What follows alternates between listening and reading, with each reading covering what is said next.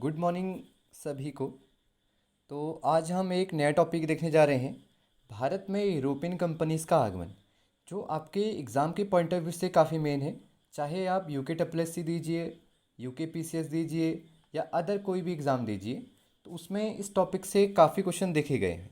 तो इसी में आज हम लोग देखेंगे क्या आपके एग्ज़ाम के पॉइंट ऑफ व्यू से मेन है। तो पहली चीज़ देखेंगे, क्यों यहाँ पे यूरोपियन कंपनीज़ को भारत में आने का क्या उनका मुख्य कारण है। दूसरी चीज़ देखेंगे, कौन कौन सी कंपनियां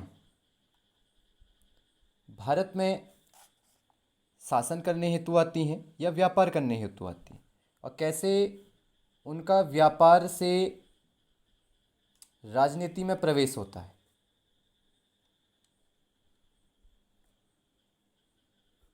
तो ये सब चीज़ें आज थोड़ी बहुत चीज़ें देखेंगे। तो स्टार्ट करते हैं। ये आप सभी जानते हैं कि भारत में सर्वप्रथम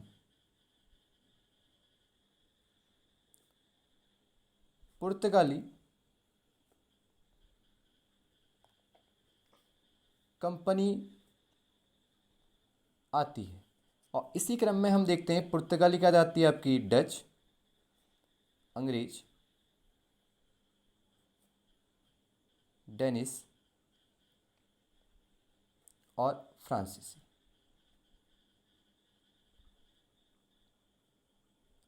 लेकिन बच्चों याद रखिएगा, अंग्रेजी कंपनी जिसे आप ब्रिटिश ईस्ट इंडिया कंपनी के नाम से जानते हैं, इसकी स्थापना डच ईस्ट इंडिया कंपनी से पूर्व ही हो जाती है।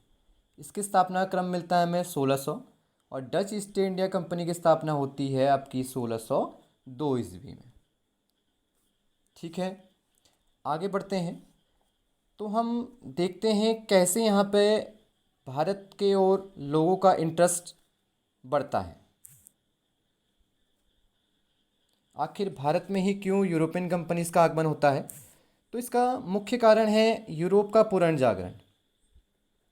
यूरोप का पुनर्जागरण। देखिए, यूरोप इस समय थोड़ा बहुत पुनर्जागृत हो गया है और नई नई खोजें कर रहा है, और इसी में नए समुद्र मार्ग की खोज हेतु यूरोप के राजा, जिनका नाम मिलता है मैनुअल प्रथम, और इसी समय राजकुमार हैं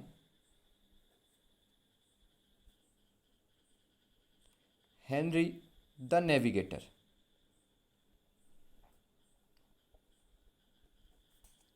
तो इसी में इनके द्वारा नई नई खोजों के लिए यात्रियों को भेजा जाता है, जिसमें आप सर्वप्रथम नाम सुनते हैं बार्थो लोमो डियास का, जो सर्वप्रथम 1487 में आपके केप ऑफ गुड होप,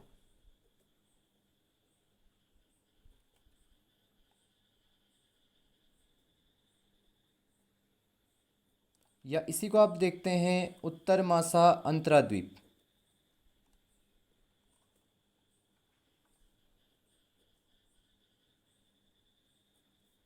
की खोज करता है।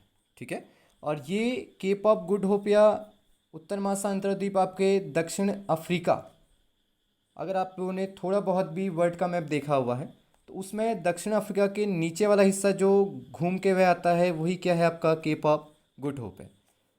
ये सभी लोग भारत के लिए मार्ग खोजने के लिए निकले हुए हैं, क्योंकि भारत में इस समय ट्रेड यानी मसाले, मसाले क्या है सर्वाधिक फेमस है। और आप ये जानते ही हैं, प्राचीन समय से ही भारत को सोने की चिड़िया कहा गया है। इसलिए ही यहाँ पे अनेक यात्री क्या कर रहे हैं, भारत के मार्ग की खोज कर रहे हैं। इसी क्रम में सबसे पहला नाम आता है बार्थोलोमो डियाज का, लेकिन ये भारत का मार्ग नहीं खोज पाता है, केवल केप ऑफ गुड होप तक जाता है और पुनः कहाँ वापस आ जाएगा आपका पुर्तगाल। इसी क्रम में आप लोग देखेंगे एक यात्री का नाम आप लोगों ने सुना है, कोलंबस। जिसके द्वारा 1494 ईस्वी में अमेरिका की खोज कर दी जाती है। और ऐसे पूछा जाता है एक और नाम, कैप्टन कुक, जिनके द्वारा ऑस्ट्रेलिया की खोज की जाती है।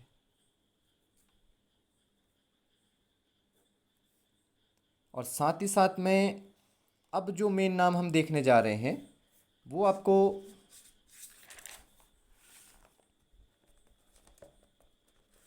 याद रखना है।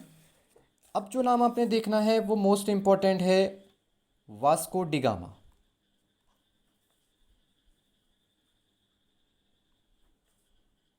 जो इसी केप ऑफ गुड होप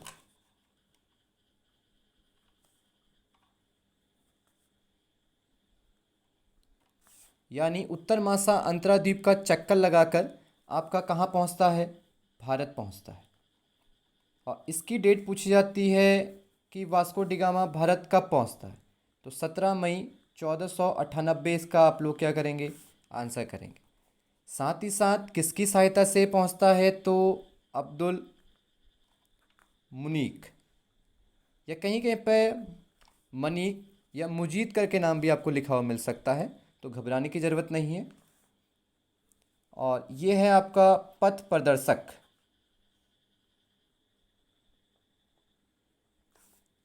इसके बाद आगे बढ़ते हैं तो पूछा जाता है वास्को डिगामा भारत में कहाँ पर उतरता है। तो आप लोगों का आंसर करना है, भारत में वास्को डिगामा उतरता है कालीकट बंदरगाह पर, जो आपका देखने को मिलेगा आपको गुजरात वाले रीजन में। ठीक, और यहीं पे इसका वेलकम किया जाता है जमोरिन। याद रखिएगा, जमोरिन कोई राजा नहीं है, केवल राजा द्वारा ली गई उपाधि है। अगर आप लोगों ने थोड़ा बहुत बुक पढ़ी होगी तो उसमें लिखा हुआ आप लोगों को मिलेगा कि जमोरिन नामक पैतृक उपाधि धारण किए हुए राजा द्वारा वास्को डिगामा का वेलकम किया जाता है। तो याद रखिएगा, ये उपाधि है, केवल आपके गुजरात के शासक ने धारण की है और उसी को क्या बोला जाता है, जमोरिन बोला जाता है। और साथ ही साथ कहा जाता है कि यहाँ पे इसका काफ़ी ज़्यादा जमोरिन द्वारा वेलकम किया जाता है। और वापसी के समय वास्को डिगामा को अपनी कुल यात्रा से भी जितना खर्च आया हुआ है उसका 60 गुना क्या होता है, प्रॉफिट यहाँ पे देखने को मिलता है। 60 गुना उसको यहाँ पे फ़ायदा होता है। तो ये थी हमारी वास्को डिगामा की कहानी। थोड़ी बहुत इससे हटके चीज़ें देखते हैं। ये तो सभी आपके पॉइंट ऑफ व्यू से क्या है, मेन है। अब थोड़ा सा अगर आगे बढ़ते हैं तो इसमें आप लोग देखेंगे कि किस पुर्तगाली नाविक की मृत्यु भारत में हुई है, तो उसका आंसर भी क्या है आपका, वास्को डिगामा है। साथ ही साथ आप लोग देखेंगे वास्को डिगामा भारत में कुल कितने बार आया है, तो आंसर आप 3 बार ही करेंगे। सबसे प्रथम आएगा 1498, दूसरा आएगा 1502 ईस्वी में, और लास्ट आएगा 1524 में। और इसी समय इसकी क्या हो जाएगी, मृत्यु हो जाएगी। देखिए, बोला ही जाता है कि यहाँ पे आ रहा है, भारत हमारा है ही देश ऐसा कि जो भी यहाँ एक बार आता है तो दोबारा जाने का उसका मन नहीं करता है। इसीलिए वास्को डिगामा को यहाँ का वातावरण सब चीज़ पसंद आता है, जिस कारण वो यहीं पर ठहरने का सोचता है। लेकिन हर कोई जलवायु को एक्सेप्ट नहीं कर पाता है और जलवायु के अनुरूप नहीं ढल पाता है, जिस कारण वास्को डिगामा की यहाँ पे क्या हो गई, मृत्यु हो जाती।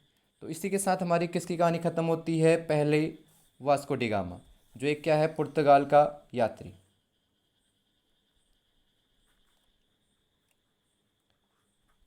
इसी के क्रम में आगे बढ़ेंगे तो आप देखेंगे दूसरा जो पुर्तगाली यात्री भारत आता है वो है पेड्रो अल्बेराज, और जिसका आने का समय आपको मिलता है 1500 ईस्वी।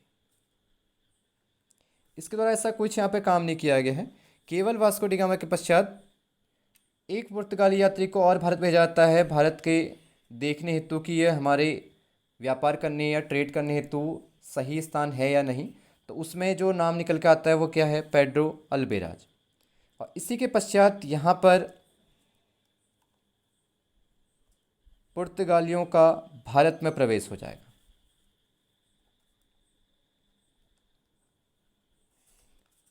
और पुर्तगालियों द्वारा अपनी कंपनी 1498 में कालीकट में खोली जाएगी। याद रखिएगा, पुर्तगालियों के भारत आगमन के समय भारत में लोदी वंश का शासन है। अगर आपसे कभी पूछ दिया जाए कि कौन सा वंश भारत में शासन कर रहा था, तो आप आंसर करेंगे लोदी वंश। और लोदी वंश का भी आपका शासक यहाँ पे देखने को मिलेगा, सिकंदर लोदी।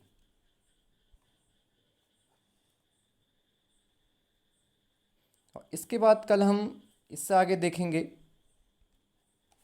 आपका भारत में